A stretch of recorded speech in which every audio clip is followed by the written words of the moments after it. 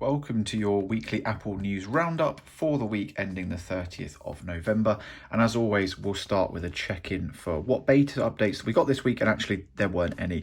So every year during the Thanksgiving period in the US, there won't be any beta updates. There also won't be really anything coming through the feedback app or any sort of activity or monitoring of that either. So no betas to talk about this week. But of course, if you still were finding issues, you can still log them. And once we sort of get into Monday next week, they will start to have a look at those. And hopefully we'll get the RC for 26.2 beta as well, potentially a beta 4 or the RC. And then we should be on 26.2 sort of full public release ahead of Christmas.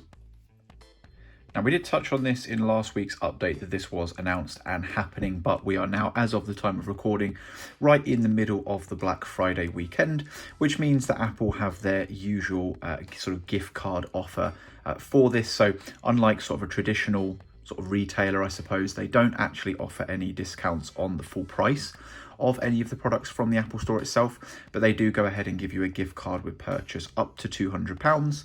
And of course that scales depending on how expensive the item that you purchase actually is. So you can see here for iPhones, for example, you could pick up a 16E for $599. It's normal price, but you get a £40 gift card. So it's not an amazing offer. You're still probably better off checking things like Amazon, for example, or some of the other online retailers that will have actual money off the products. But with that being said, if you prefer to buy them from Apple, you can sort of scroll through the store, Apple Store page here inside of the app or online, and for each of the different products, you'll kind of see the amount of money you get on a gift card for purchasing those items as well. Now, in terms of rumours for what we're expecting from Apple in the next year or so, the big one that I saw all over X this week was about the iPhone Fold. Now, from Apple Hub here on X, they've got quite a nice graphic to just help us illustrate exactly what we're expecting here. Of course, the design and the phone itself are all sort of mock-ups at this point, but some of the details that we've got there are pretty consistent across a number of accounts this week on X, and there was quite a lot of information that came out. So we're expecting something like a 5.5-inch outer display when the phone is closed. When you unfold that display, we're expecting a 7.8-inch inner display. We've also got a creaseless design being reported by everyone, meaning that Apple have taken that sort of a bit of extra time like they always do for a new feature, and they've actually found a way to avoid having the crease down the middle of the phone where the glass is actually folded. We've also got some additional details, 24 megapixel under display front facing camera, something that Samsung did try on the Fold a couple of times, and it did affect quality, but it's a really cool feature. And of course it means you don't have to have a notch or a hole punch anywhere in the display. The battery, again, that we spoke about sort of last week is rumoured to be somewhere between 5,400 and 5,800 milliamp hours, which makes sense. It's kind of two iPhone Airs combined, so you've got double that space. We're expecting a $2,400 price tag, which kind of puts it in line with some of the higher end Fold models, certainly, but as a base price is a little bit more. And we're expecting that as in next year's September event where the iPhone is always announced. So let me know your thoughts on the Fold. If you've seen any other information other than what Apple Hub are reporting here, leave that down in the comments and we can see, of course, when we get closer to that event, if we get any difference in what the rumours are saying at the moment. Now, we also had some additional rumours about not a particularly new product from Apple, but the next generation of the Pro phones next year with the iPhone 18 Pro, again on X through Apple Club's reporting. I won't go through the whole spec sheet there, you can kind of see that in the image, but I think the big thing that everybody is reporting on is a smaller dynamic island. So exactly the same sort of sensor and of course front-facing camera up at the top there in the usual module, but just making that a little bit narrower. It doesn't particularly get in the way now, so I don't think it's really going to be much of a breakthrough feature, but that is what everybody is seemed to saying. You can also see that the design is almost identical, if not exactly the same as the redesign that we got this year for the Pros. But there are some cool and interesting colours being reported, again, by a lot of the leakers on X, where we're talking about sort of browns, burgundies, and maybe purples in here as well. So some more interesting colours perhaps than what we got this year, although I suppose that cosmic orange does really pop. But the silver and the blue are kind of underwhelming. So we'll see, again, the closer we get, whether or not these leaks actually turn out to still be true. But let me know if you're looking forward to an 18 Pro model with some nicer colours, a smaller dynamic island, and of course the usual small incremental upgrades there as well.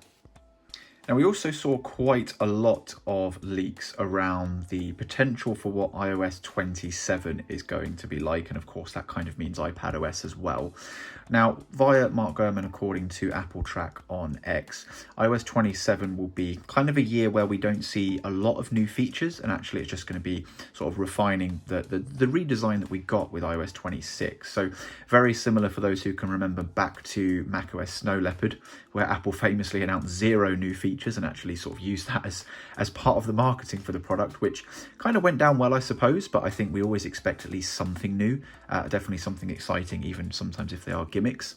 But at the same time, I think iOS 26 is a long way away from being sort of bug-free at the moment, with some of the animations still being tweaked and whatnot. So I don't think that's a bad thing. You know, we've got a major redesign this year with 26. So if 27 is there to add a few new features, but mainly be there for performance and stability, I think we'll all be fairly happy with that. But let me know down in the comments your thoughts on that, and whether you would sort of be a bit underwhelmed looking forward to sort of iOS 27 not having that much new.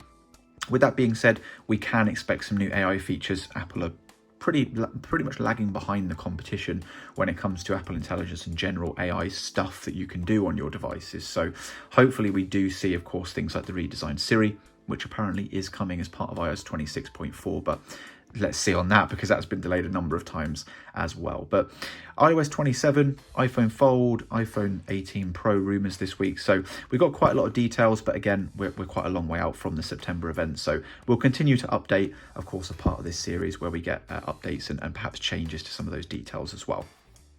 Now, to round off the update for this week, just want to touch on something that's actually been rumoured for a while now, and we saw, again, a few sort of additional rumours this week from many of the accounts on X.